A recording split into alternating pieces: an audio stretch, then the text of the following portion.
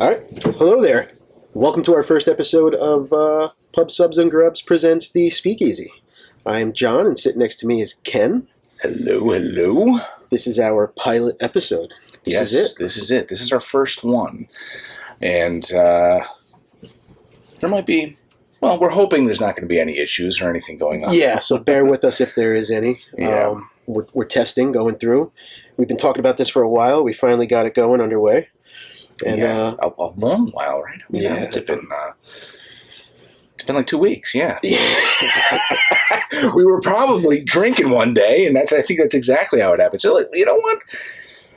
I like my beer, and I'd like to talk about it. And and it's not just beer, as you can see. I got plenty of bourbon, too, as well.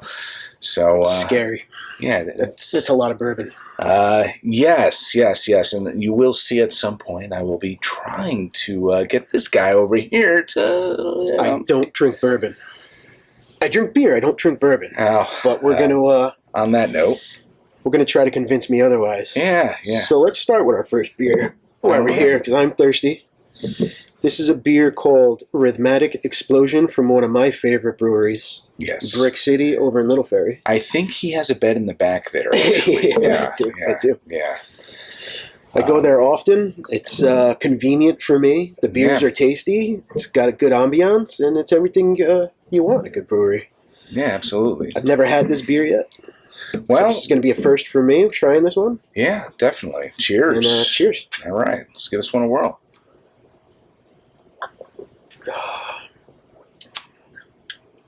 It's good. Yeah. It's good flavor. Is it not too lactose-y for you? Well, I do taste the creamy lactose in there. Yeah. This one is a 8%er, double dry hopped with Citra, Huel melon, I never heard that before, Okay. and Sabro, brewed with lactose. Okay. Tastes good. I like it. I like it. And that's a first, yeah. So, one thing I wanted to bring up today, actually, and it just randomly, no, it wasn't really random. We kind of knew about it. We were preparing for we wanted to make today special, and because it was the first time we were doing this, and today marks 88 years since Prohibition ended. Yep. So that's pretty cool. So thank you for all those people 88 years ago that fought for this and said, we want our beer. And but meanwhile, we're in the Speakeasy. So we are in the Speakeasy. So cheers to all you people. So I'd like to feel like I'm still doing something, Yeah. No. Cheers to those who let us drink again legally. You ever been to a real Speakeasy? To a real one? No. I mean, I've been to plenty of places that have been called speakeasies. And you know what? Now that you say that, it's funny that you mentioned. There was a place on, I think it was Broadway or near Bleecker Street in the Village, that I think Walt Whitman actually used to frequent, called the Vault at Pfaff's. I don't know if it was called that back in the day, but I believe that was a speakeasy. The Vault at Pfaff's. Yes, I know. Huh. But yeah, and I went there, and apparently it was maybe a speakeasy at some point. I don't know what's going on there now. It's been such a long time. Yes, we're getting old, and I don't frequent the city as much as I used to, unfortunately. Didn't we go to one once? What's the one we went to? It was like upstairs of a Five Guys. You had to go through the Five Guys. Yes, that was felt like you had to go into the phone booth and then a secret door opened and you went up the stairs. Yes, what was the name of that place? You walk into the Five Guys. It was on the corner of 6th or 7th and Bleecker Street. There's a Five Guys burger, and you walk to the back as if you're going to order a burger. And then there's a little stairwell, and you went up the stairs. And it was a cool spot. Yeah, that was a cool spot. Where did we go? Before a concert? We were before a concert. Yeah, the Avid Brothers. Yeah, yep. John didn't know who the Avid Brothers were. But still don't, but I had a friend that backed out. So I had the an extra ticket, and I needed someone to go. And I love live music. yeah, so It don't matter the genre. I'm in. Yeah, so John was nice enough to say, "Okay, I'll go," and we had a good time. I enjoyed it. Yeah, I thoroughly enjoyed it. But we went there first, so we had a nice little pregame, and it was nice. Nice beer selection, and if you like cocktails, I mean, that kind of goes hand in hand, right? Yeah. Speakeasy and cocktails, huh? That's I think a cocktail's more than I think a beer, actually. yeah. Yeah, I think you're right. Especially back then.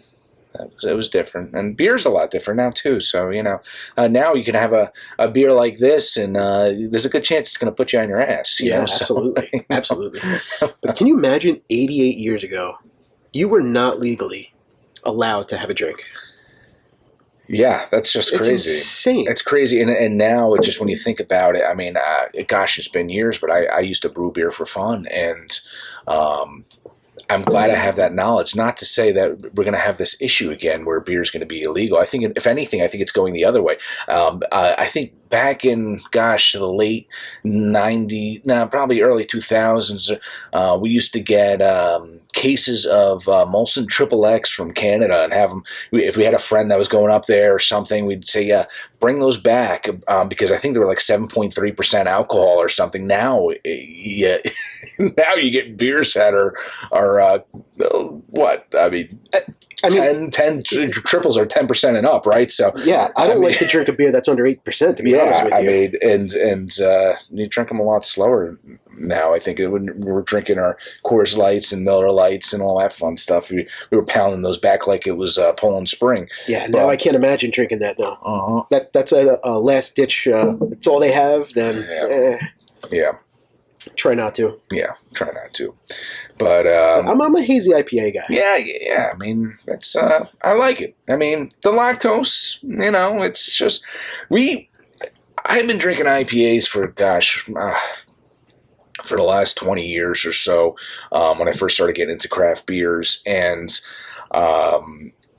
when they really started bringing out the lactose and everything, I'm like, wow, this is great. It's got great flavor, and these milkshake IPAs and all these fun beers. They were creamy. It felt good in your mouth. Yeah, it made it taste good. Yeah, but now it's like I'm getting to that point where I'm kind of like, oh, maybe West Coast style, You want to taste the hops. You want to taste it. You want to taste what goes in there. Yeah. The lactose is a little bit of a cheating effort to get you to enjoy a creamy beer without it being very boozy. Yeah.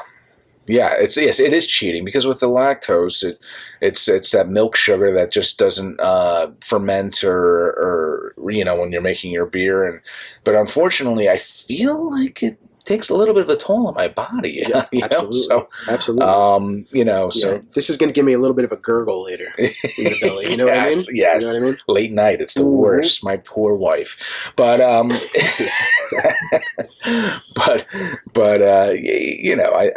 don't mind it once in a while. But I think that's why I really started to step up my bourbon game. I was kind of like, you have stepped it up recently.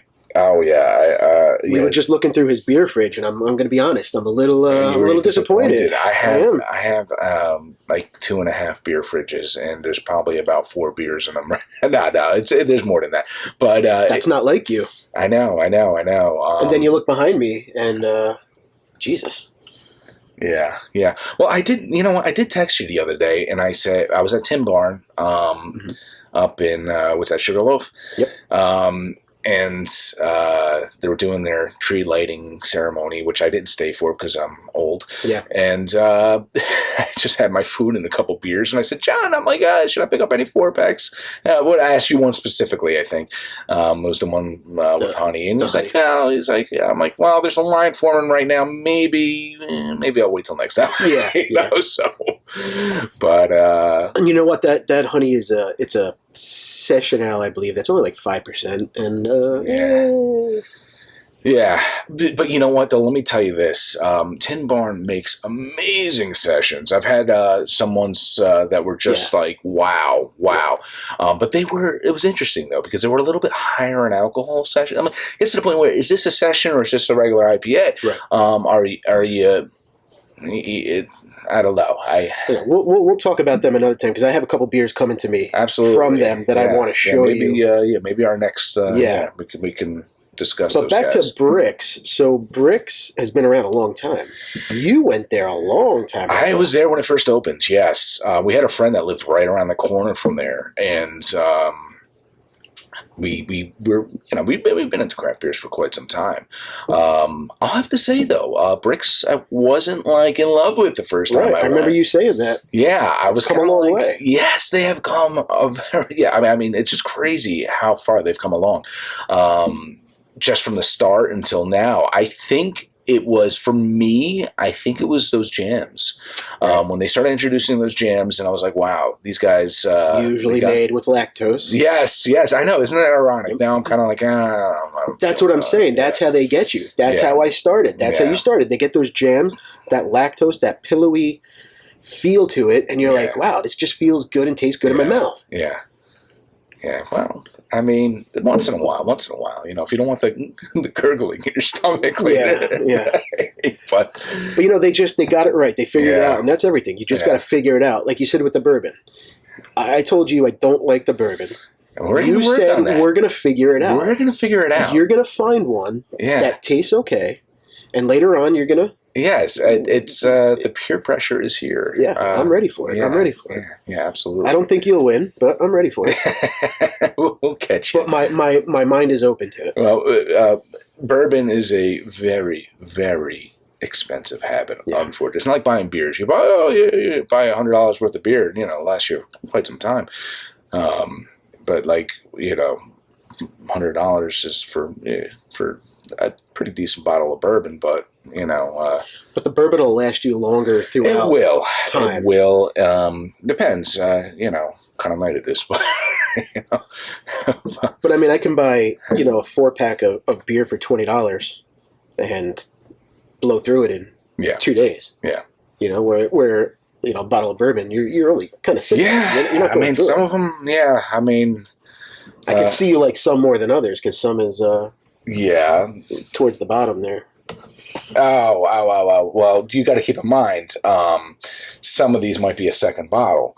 Ones that I just cracked open a new one because the one just ran out. Right, so right. There's a few of those actually. So sure. But I don't know. I mean, lactose. Yes, I can see what you're saying. It's a thing, and does it bother you? Does it bother you physically? In any way. Physically, yeah. So now when I go to breweries, I'm starting to look at. I'm going to start with the lactose beer. Mm-hmm. I'm going to have one. Maybe I'll do a flight and just have a taster of it instead of a whole pour.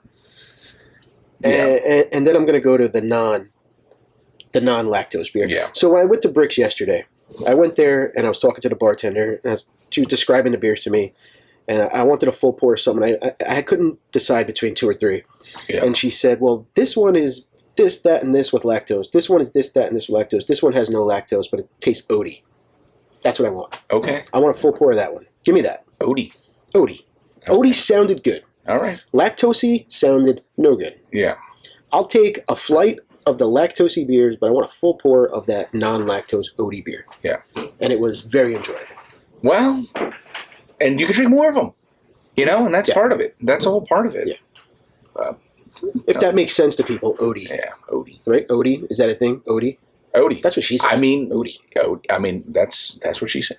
Yeah. Okay. Well, we'll keep it at that. Yeah. Speaking of that, I was just thinking randomly, of things, and I was thinking about an experience I had yesterday, and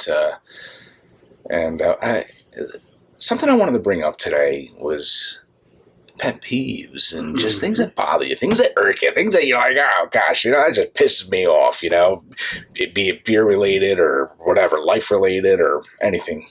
I mean, what bothers you, man? I mean, what's... So the older I get, the more I feel like I'm getting road rage. So like my pet peeve is if you're driving under 75, 80 in the left lane, if you start to change lanes without your signal, you know what I mean? I'm the guy that's going to drive up next to you. You're not following the rules! Yeah, and I'm going to slow down next to you, and I'm going to be like, and I'm going to stare at you. What are you doing? Yeah. What are you doing? So, those are two of my big pet peeves. Yeah. Use your signals. They're there for a reason. Yeah, they're there. They're there for a reason, and it's and like, the right lane is there for a reason. Or like when someone cuts you off when they're turning onto the road, and then you look behind you, and there's no cars behind you. Nothing. Like, wait a second, you couldn't wait 2 more seconds. 2 more seconds. That's all. That's it. And and almost hit me, or you scared the shit out of me. I mean, come on, people. But I'm getting sick of people being rude. I'm getting old. I'm getting old, Ken. I'm getting old, and I'm getting agitated at everything. Well, I mean, the gray hairs come, and your patience start to Thanks go for too. pointing as well. that out. Yep. Oh, I got plenty of those, buddy. I mean, just like yesterday, I was walking out of the post office, and I saw this lady. She was probably around our age, maybe younger or older, I'm not sure, but around our age. And she had her kid, her infant, in her one arm, and she was talking on her cell phone and on her speakerphone, super loud, and exactly, like So and she was probably about 20 steps away from the door, and I was walking out, and I was like, let me be a gentleman, and I held the door open, and I waited. You should. Yes, as I should, and I waited. I said, whatever. I wasn't in a rush. And she walks, doesn't even look at me. And I'm waiting. I'm still waiting. Whatever, fine. Don't look at me. Whatever. I'm still waiting for the thank you. No thank you. Nothing. Just kept walking straight, like it was my job. And I worked for the post office, and so the greeter. So you know what I did? I wasn't quiet. I can't imagine. And I said, "You're welcome." So I hope she heard you. I think she did. Did she turn around and say, "Oh, sorry"? No, she didn't. And I think she was just that type of person that just didn't care. Yeah. So, but that's one of my pet peeves: road rage, things like that. I feel you on that. People are just plain rude. Yeah. Well, I think it comes with the territory. John lives closer towards the east of Jersey, and I'm kind of the west, and I'm a transplant to the western New Jersey area, and I find here it's a lot more peace. Yeah, I bet. Yeah, and whenever I drive, because my mother still lives on that side, and he still lives over there, and whenever I have to drive over there, I'm kind of like you lose your patience. Yes, I'm like I don't miss this. I don't miss this at all. Right. This traffic and all this craziness and all that stuff. So, but I whatever. I mean, it comes with. I mean, when I was younger, I would never have wanted to leave that area. I mean, Manhattan was right there. Everything was right there. I was a train's ride away from going to Manhattan and going to McSorley's or the epicenter of rudeness, Manhattan. Yeah. So there was probably about 10 minutes in time when people in Manhattan stopped being rude after 9/11. Yeah. Right. All of a sudden, everybody loved each other, and then 10 minutes later. It's back to normal. Funny story, unfortunate times, but a funny story. During that time, I was on Route 3, and there was tons of traffic, and there was a line of traffic getting off the exit, and I actually bumped the car in front of me because it was just stop and go. Right. And I mean, he didn't even get out of the car. It was just, I think everyone was in such shock during that time. He was just like, I was like waiting. I was like, all right, if he's going to get out, I'll talk to him, but it was just so much chaos, so much going on. He was probably thinking, I don't care right now. There's bigger fish to fry. There's more going on, whatever, so it was crazy. I mean, I was in college when that happened. But you go anywhere. You go to Pennsylvania, you go to Florida, you go down south. Yeah. Away from the big city. You're at a red light. The light turns green. What do we do here? As soon as the light turns green, let's go. Yeah, I know. Gotta go. I know. I heard someone talk about California one time. They say it's so different where in California, you could sit there for like 5 minutes and no one's going to beep the horn. There's patience. Yeah. People are patient. It's the area we live in. Yeah. No, 100%. But it's a love-hate relationship, I guess you would say. You know, as much as we don't like certain things, we have some of the best pizza places and sub houses and you know, and beer. And beer. Yes, we have great beer here. And that's why, you know, to kick off our first podcast, we said we want to do something Jersey. We want to do something local. Jersey, you know, that's thank you, sir. Awesome. All right. I wasn't even, sorry. No, whatever. Actually looks pretty even. I got more head on mine, but you know. So we're actually recording as well. So I'm just going to hold that up. Rhythmatic Explosion, yes. Brix City, check them out. Yes, and good people. And you know what's something cool about breweries is the collabs. Is like you can have like an Equilibrium and a District 96, and they say, "Hey, let's be friends. Let's brew beer. Let's do something fun." Right. It's not like Nick's Pizzeria and Chris's Pizzeria, you know, that are a couple blocks away from each other, and they're probably cursing each other out. You know, it's like you can't collab a pizza. No, you can't. I mean, it might be good, but a beer, you get excited once you see that Instagram post that you know, Brix City and District 96 and their collab is coming out, and you're like, oh, I can't wait. Yeah, I can't wait. I know, and they normally don't disappoint. But it's interesting though. Some of them, it's just like a recipe share, from what I understand. Right. It's like, hey, let me show you what I have on paper, and you can, you know, tweak it or do whatever.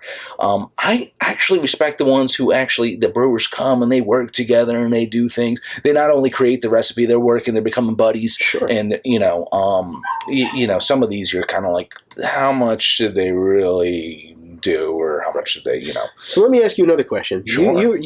We've both been in the restaurant business. Yes. You were in the... We're actually both former restaurant owners. Yes. But you were also in the beer industry for a while. Yes, I sold beer in Rockland County, New York for a couple of years, and So let me ask you a question. Your opinion. How many of these breweries brew the same exact beer, call it something else, and they got a brand new beer? That's like Do you think that happens? Some beers taste exactly the same, but it's a different label. I don't think it happens, but I don't think that they've tweaked it enough to make it a big difference. Right. I mean, it's crazy with all these hops. You could have your Citra, and you know, and you have all these Cryo. You have all these different kind of hops and everything, and each one just has a certain flavor. Like I remember, oh gosh, having a Brooklyn Sriracha Ace and being like, wow, that's distinct. Very distinct. So distinct where I had other beers that had the Sriracha hops in it, and I was like, this has Sriracha hops. And I remember talking to I don't know if it was a brewer, he's like, how'd you pick that out? I'm like, I have it in my, you know, I just know exactly what it tastes like just from drinking those Brooklyns back when. So, you know, I think it's just a matter of tweaking it and how much they tweak it and how much they... Everybody's got a base. Yeah. I mean, it's crazy when you're trying to define whatever, you know, flavors and stuff. And I mean, you got to figure how many breweries, how many beers are being... How could they be different from one another? Uh-huh. It's insane. Yeah, the beer is the big thing right now. I wonder, you know, let me ask you this. I wonder how much water has to play in it. Just like pizza. Like, you have pizza in New York. Right. Or a bagel in New York or Jersey. I mean, I got to give Jersey props because we have. I think our bagels are just as good, if not better, than New York City. You know what I mean? But they always said it was the water, you know, and the water just made such a big difference in something. So, I mean, think about it. It's not.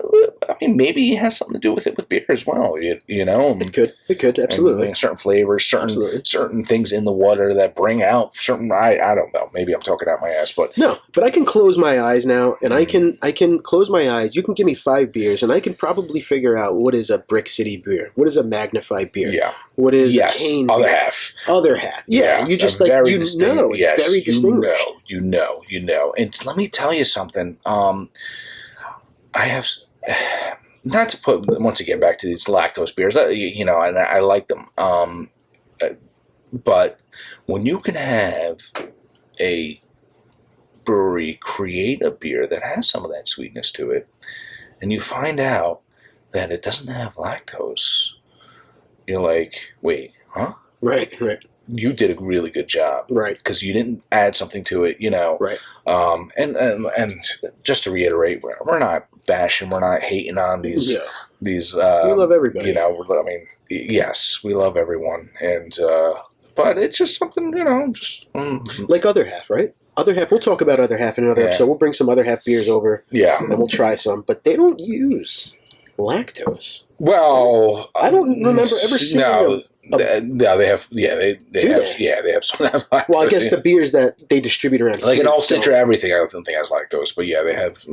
They're everyone uses them. Everyone uses them. So everyone's cheating. Yeah, in one way or another. Yeah, they're all kind of. Well, I guess it's a good way to get the non-beer people into the beer game, which worked for me. Yeah, yeah. Well, speaking of getting someone into the game, oh boy. There we go. I'm gonna bottoms up this right now, and we're gonna have a little segment here that is called convincing John or converting John to maybe like bourbon. And converting John's wallet, you mean, to like bourbon? No, you come here enough, you probably be drinking my bourbon. That's so, true. And anybody who doesn't know that is watching us, this is Ken's basement. Like, this is it. This is my little speakeasy. This is his little speakeasy. Yeah. The sign's here. Yeah. He doesn't. Yeah. He has more than just bourbon. Like one day we'll do a tour. Yeah, have my shuffleboard table, my foosball, and my dartboard, and you got a cool little corner table back there. Yes, it looks like it should be in the corner of a real pub. Well, what comes into play is I owned a bar for some time, and I just kind of like that feel and like that look. And this is nicer than a lot of bars I go into. I have to thank my wife for letting me have the basement to work with. But let's check this out. So I want to do is I want to kind of make you a traditional old fashioned, but I kind of want to do it with a little bit less alcohol, I think, and that'll work. Yeah, that works for me. Yeah. We're just trying to get my simple syrup. Oh, I'll get it for you. Yeah, that's fine. Says, that says vodka. That's vodka. No, it's not vodka, but yes. Okay. But we're gonna do a little simple syrup. I feel like you're being sneaky about something. No. But I'll do I'm gonna do a little bit more of that simple syrup for you, though. I'm gonna do a little bit more. That simple syrup. Yes. You're lying to me. No, you're staring at me. No. Your cheeks are red. You got a smile on your face. No, I'm just laughing because. All right. We're gonna make this work. No, okay. I'm joking. No, so ready for anything. Now, typically with your old fashioned, the old school. What's way, in an old fashioned? Typically, it's like your sugar cube. Some people put a little water. I'm saving that by doing a little bit of simple syrup and doing simple syrup is just basically sugar water. Yeah, just boiled, thickened, 50-50, I think, ratio on that. And so you do your little bit of your simple syrup. Then you do your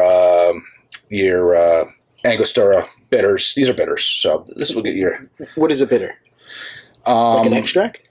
It's just something that's going to give a little bit of that, your nose and a little bit of your, that taste where you get... you do a couple dashes of it, actually, of this. Now, are there different flavored bitters? That's yeah. Oh, yeah. So, no, this is like... Angostura is it's like a beast of its own. It's really like a mixture of things. But I do, now that you mention that, though, I actually do have something that I like. When I make an old fashioned, I actually like to do a little bit of orange in it, too, as well. So this is Regan's Orange Bitters. Okay. Brian Regan? Brian, yes. Shout out. That doesn't look like it at all. Shout out to Brian Regan. And then... for old fashions, I like to use Sazerac rye. Rye. So it's made with rye. I'm not a rye bread guy. Well, and it's funny that you mention that. When you talk about bourbons, just to, not to go off on a tangent, but okay. When you talk about bourbon, there's rye and then there's bourbon. So basically, when you're looking at, say, something like a Larceny or something like that, or like a Jack Daniels or anything of that sort, when you taste that, you're thinking more like cornbread. Okay. Oh, I like cornbread. Well, cornbread's good. Yeah. And when you have a rye, you're kind of tasting what you just said. Right. But you're having a cocktail here that it has, and I might actually have to trouble you for the spoon that's over there by those baby Blanton bottles. But This thing? yeah, it's a long spoon. This is a spoon. No. It's the twisty one. Oh. There you go. I was going to say, hold on. Yeah. We're trying to keep it clean here. What is that? I don't want to know what that is. So, yeah, I mean, and I'm just going to, so basically for John, because this is the whole process of getting John to like bourbon, I put a little bit more of our simple syrup. I made it a little sweeter. I'm doing a little bit less bourbon, and this is kind of just our start right here.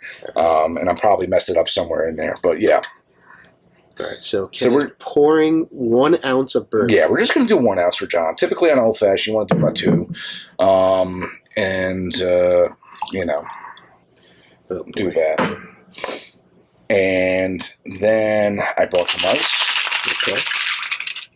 The ice will water it down a little bit. Sure. Whoa, that's a lot of ice. Yeah. Okay. And let's get this stuff back here. Something's totally gonna fall there. Yeah, that's all right. But I'm mixing this down now. Is this something we just sip? No, I'm not doing a shot of this. This is not a shot. no. I'm going to sip this Yes. for the remainder of the show.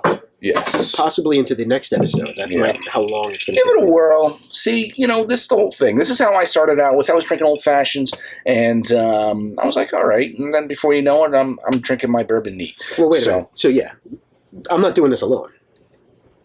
Oh, sorry. Right? Okay. I don't want to do this alone. All right. All right. So he's going to pick something, of course. All right. A little more over the top because he's used to this. I'm going to do some Bombergers. Bombergers. Yes. This is actually one that Michter's comes out of Michter's. Okay. So I don't know what that means. There was a couple old distilleries way back in the day. One was Bombergers and the other was Shanks, and they would... Yep, caught there. So now you just drink that like that? Oh, yeah. No ice cube. No, but then we'll get you to that point. You must have a hairy chest. Yeah, that's my wife. But yeah, right. Yeah. So what do we do? All right, we do this. Cheers. Right? Cheers. It's going to be a little sweeter for you. Sniff It's going to be more of a hint of bourbon in there for you. So. Smells good. Mm-hmm. Whoa. It's strong. Yeah. It's not as bad as I thought it was going to be. First sip's always going to be a little bit, Squishing around a little bit. Yeah. It's not burning my throat like I thought it would. That's good. It's cold. That's good. The ice is definitely helping. Yeah. To make it more enjoyable. Yeah. Super sweet? How is it? The sweetness. Yes. Well, that's your syrup there. Yeah. Like I said, just to transition you in, it's... I don't know if I'm enjoying it, though. Okay.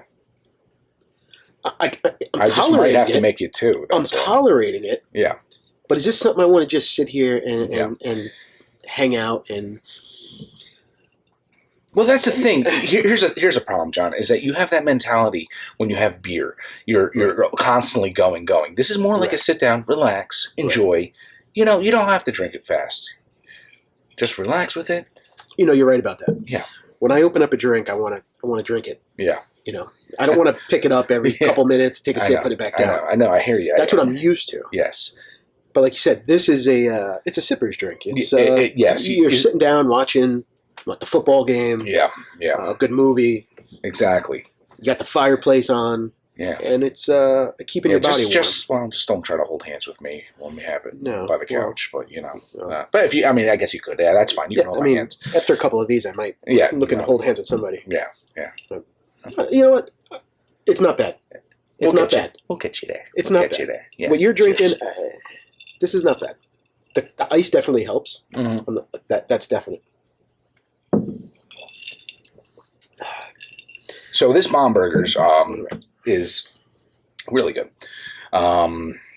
Nice notes to it. I'm getting a little... That color's funky. Yeah. I mean, now, caramel... Would one of those put you on your ass? Because that's what? 90 proof? 100 proof? No. Well, it's more, I think. More? It's 108. Yeah. There's more than 100. Sure. I thought 100 was, that's the top. No, 200 proof. So basically, proof is always double your alcohol percent. Oh. So something that's 100 proof would be 50% alcohol. So, okay. All right. Yeah, we'll get you there. We'll get you. But yeah. Not as bad as I thought it was. But 108 seems like it's the magic, or 107 is like the magic number when it comes to bourbon. It seems like it's a popular proof. Yeah. Come on, man! I put. You know what you can always do too? You can add a little water to it too if it seems a little too harsh for you. But we'll get you there. See, I'm at that point now where I prefer like our barrel proof and our full proof. I like these ones that are very, very boozy. I feel like more flavor. I don't know what it is. I mean, not to hate on some of your lower proof or your bottled and bonds. I mean, I don't know. I mean, something like a Blanton's. I mean, what are we at? 93 proof. It's smooth. It's nice. This one maybe we'll do when we're getting you to that point. You know, that's right. And these aren't. I don't want to go into direct prices, but they're not. It's not a cheap hobby. No, bottle like would that you was consider this a hobby?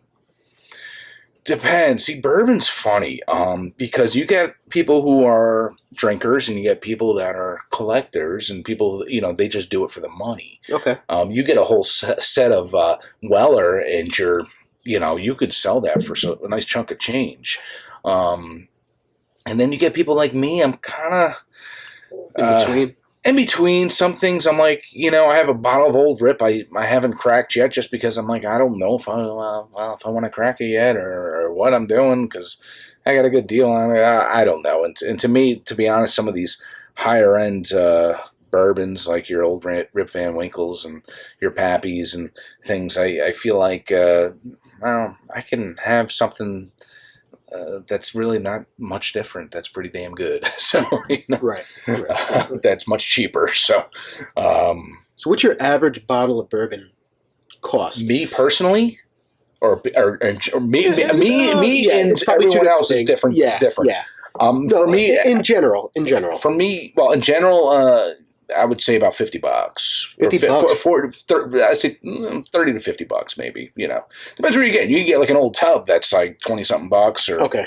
Or so if I'm looking to buy a gift for somebody and I want to get them like a bourbon, is it distinct between the cheap bourbon and like a good bottle? I think anything between, if you want to be, and something that's pretty decent, I would say anything between 75 and 100. But bourbon's funny. You can buy, once again, going back to the Bland's, you can buy a bottle of Bland's for $60. I mean, I picked up a Elmer T. Lee for $60, $70, but if I were to sell that on some of these Facebook pages, I could get $300 easily for it. Right. Wow. Or Bland's. Bland's is not, it doesn't go up as much in price. Higher end Bland's is more like $110 or something. Right. When you pick it up at a store for about $60, if someone's looking, depends on supply and demand, depends on if it's a store pick. Okay. Something that's a store pick is basically, you'll see like a little, here for instance, this is a 1792. I actually finished the last bottle of this, but this is a good liquid, this Bottle and Bond 1792. This is a store pick. It's got the single barrel, select here on there. So sometimes there's a little bit higher demand for something like that. Okay. So there's a market for, it's crazy bourbon when it comes trading or not trading, not trading. Well, trading too. Of course. So I've traded plenty. Let me get this bottle of 1792, and I'll give you 2 hunter and gathers. Yeah, whatever. Like, is that how it works? Hunting gather, yeah. Hunting gather. And I'm looking behind you, trying to pick something. But is that how it works? Yeah, like sometimes. Yes. So basically, the way it works sometimes, and people are going to say, "Oh, like I've gone to a store and picked up a bourbon I know I don't like, but I know for a fact I can trade it for something I do like." Wow. So a lot of times, I know people are like, "Oh, why are you buying it if you don't like it?" Well, it's because I can trade it, because I can get something pretty decent for, So because the beer community is different. we trade beer. Yeah. But basically, we trade beer because you're going to a place that I'm probably not going to go to. They can have something new. You're buying a 4-pack. I'm going to go to a place you didn't go to, and we're just going to switch a can. Yeah. Try this, I'll try that. It's not like... Or you do a mixed 4-pack and just trade it up. Yeah, right. Exactly. So there's actually... it's a little different than the bourbon trade. Because you're trading for flavor and for cost and for... Well, it's crazy. When you come to trading, you're trading on secondary, too. So say you bought a bottle of Elmer Tea Lee for $70, and someone has a bottle of blends that they also paid $70 for. You are absolutely not going to trade those two bottles, because Elmer Tea Lee, if I were to sell it, secondary market, $300, right? 250, 300, yeah. So it's not based on flavor, and it's not based on price. It's based on name. Well, like I said, secondary value plays a huge role when it comes to trading, when it comes to selling. Supply and demand, really. Because you can pick up a birthday bourbon for maybe $120 or something from Old Forester, and that is something that can go upwards to $1,000. Because you can't find it. You cannot find it. Some of them, like I can't find it in our area or in general, because it's got to be in general somewhere. In general, who makes it? Well, it's with anything with supply and demand, it's basically there's only a limited amount produced. Right. So that's why you only have. So basically, if you had like a Jack Daniel's, that they produce hundreds and hundreds of thousands of bottles, they might produce 1,000 bottles of something, right. Yeah, like a birthday bourbon. You know what I mean? Right. Or an old. So it's like a collector's edition type of thing. Yeah. It's just supply and demand, really. That's okay. It's. All right. I mean, that's the whole thing, and that's why certain things hold value more. For instance, like the old Rip I have. That's this bottle here. Yeah, it's a 10-year. Yeah. That doesn't even look like a bottle. That's an old man statue. Oh no! That's a decanter. That's just decoration. Behind that, you see the bottle. I do. All right. See, I don't know what. I'm new. It's weird to me. But I see an old man sitting on a statue, and I said, "That's a bottle." Well, there is actually an old man. So that's the bottom of the barrel of the old Rip Van Winkle / Pappy series of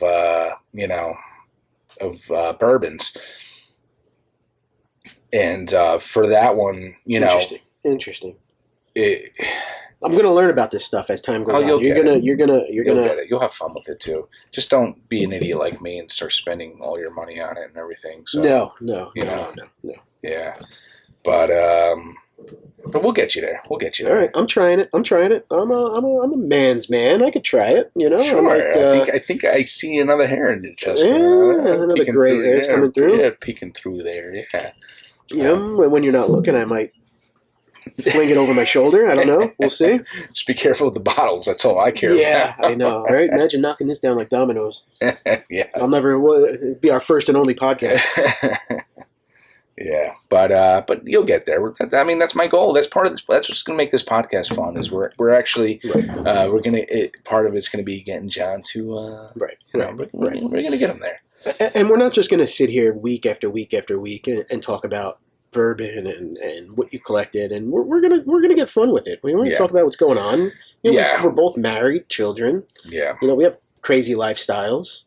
We're going to get into a lot of stuff. Yeah. Food. Eventually, we're going into food. So if nobody knows the name, on Instagram, Pub, Suds, and Grubs. Yes, those are the hats we're wearing right now. Those are the hats we're wearing. Yeah. And that's your Instagram page that you started. It was a couple of guys. A couple of friends. It was just one random day. I was texted, a couple of guys. I said, hey, why don't we do something that I go to a lot of restaurants. I go to tons. I mean, being a former restaurateur and everything, sure. I love restaurants and I love beer. I said, why don't we do something? I mean, there's plenty of Instagram pages that focus just on beer, and there's plenty of them that focus just on food. And I kind of said, well, let's broaden things. Let's do food. Let's do beer. Let's do pubs. And we're based in New Jersey, so it's a lot of New Jersey spots.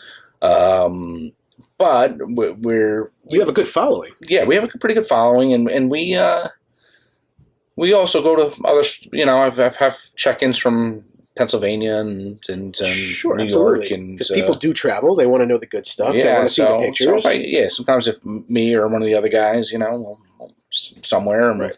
And people want to know what pairs good with what you're eating. And, that's a big thing. Yeah, absolutely. We have fun with it, and just take our photo with the beer and the food, and sometimes it's just a beer, sometimes it's just the food. Most of the time, I try to get everything in there, we have fun with it. So yeah, and that's where we got your logo from, and we kind of went off of that. Yes, everything was tweaked basically off of the original Club Suds. So when you look at our page, you'll see our logo, and it's got the it's similar, but we sat back trying to think of a name for our little podcast here. Yeah, and we said, why not play off of that? That's what we're going to be talking about. Yeah, we're going to be talking about beers. We're going to be talking about food. We're going to be talking about pubs, bourbon. We're going to be talking about this stuff. Yeah, absolutely. And that's why we're calling it the Speakeasy. I'm curious though, John, as far as food goes. I mean, you might be on the same page as me. And as far as hot dogs go, I mean, I'm a Rudd's Hut guy all the way. Okay. Oh, me too. Okay. I'll just double check. I didn't know. I'll eat their relish right out of the bowl. Yeah. Oh, I love that mustard relish? Oh, yeah. Yeah, it's really good. It's really good. I miss it. I used to live around the corner from there. I've been on a hot dog kick. Yeah. I've been on a hot dog kick. And not good for you. Taking years off my life. But nothing like a Ripper, man. Oof. Gravy fries. But it depends on what's on it.